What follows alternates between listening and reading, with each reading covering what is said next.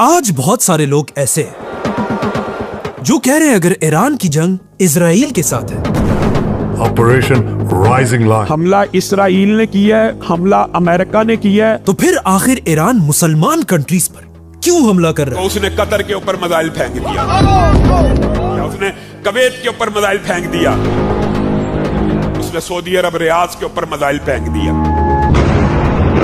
लेकिन ईरान कहता है कि वो मुसलमान कंट्रीज पर नहीं बल्कि इन मुसलमान कंट्रीज के अंदर अमेरिका और इजराइल के बेसिस को टारगेट कर रहा है। Of drone attacks targeting a US military base. अगर ईरान की ये बात ठीक है तो फिर यहाँ पर एक बहुत बड़ा क्वेश्चन पैदा होता है, आखिर इन मुसलमान कंट्रीज के अंदर अमेरिका के ये बेसिस कर क्या रहे हैं? Those are US military bases, a huge presence there. और क्यों इन अरब बादशाहों ने अमेरिका की फौज को अपने मुल्क के अंदर रहने की इजाजत दी है?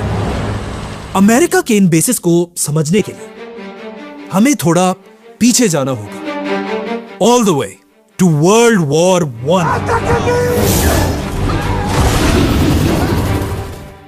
वर्ल्ड वॉर वन मुसलमानों की तरफ से उनकी आखिरी सुपर पावर बहुत ही बहादुरी से लड़ रही थी, उस्मानिया खिलाफत।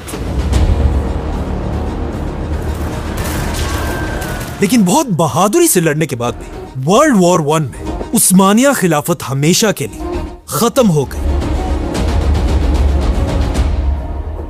उस्मानिया खिलाफत के टूटने की वजह से वो सारे इलाके जहां पर उस्मानिया खिलाफत की हुकूमत थी वो सब आहिस्ता आहिस्ता एक एक करके उस्मानिया खिलाफत के हाथ से निकलने लगे और उन सारे इलाकों को ब्रिटिश एम्पायर और उसके साथियों ने मुसलमानों से छीन लिया, जिसके बाद इस पूरे इलाके को ब्रिटिश एम्पायर ने कंट्रोल कर लिया। लेकिन ब्रिटिश एम्पायर को पहले दिन से अच्छी तरह पता था कि अरब के आम मुसलमान कभी भी किसी अंग्रेज को अपना लीडर नहीं मानेंगे।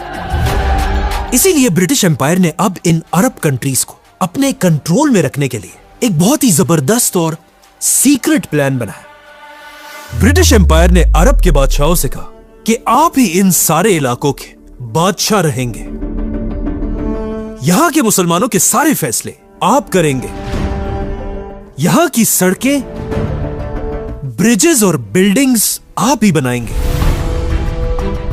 ताकि अरब के लोग आपको ही अपना असल बादशाह समझें। लेकिन असल में ऐसा नहीं होगा।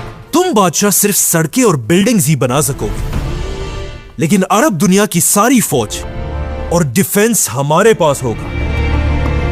मतलब हमारी इजाजत के बगैर तुम बादशाहों की फौज कुछ नहीं कर पाएगी। It had its own king, it had its own navy, had its own army, but the British Empire was protecting it by occupying and controlling and extracting its resources. जिसके बाद पहली बार पूरी अरब दुनिया में ब्रिटिश एम्पायर ने अपनी फौज के बेसिस बनाए और हिस्ट्री में पहली बार अंग्रेजों की फौज आकर पूरी अरब दुनिया में फैल गई। यह ब्रिटिश एम्पायर का बहुत ही जबरदस्त प्लान था, क्योंकि मुसलमानों को लग रहा था कि उनका बादशाह एक मुसलमान और अरब है, लेकिन असल में ये सारे बादशाह बस पपेट्स थे और पूरी अरब दुनिया असल में ब्रिटिश एम्पायर के इन्हीं बेसिस से चलती थी। आने वाले कई सालों तक दुनिया इसी तरह चलती रही, लेकिन आखिर दुनिया में एक ऐसा वाकया हुआ जिससे ब्रिटिश एम्पायर आहिस्ता आहिस्ता हर तरफ टूटने लगा। World war 2।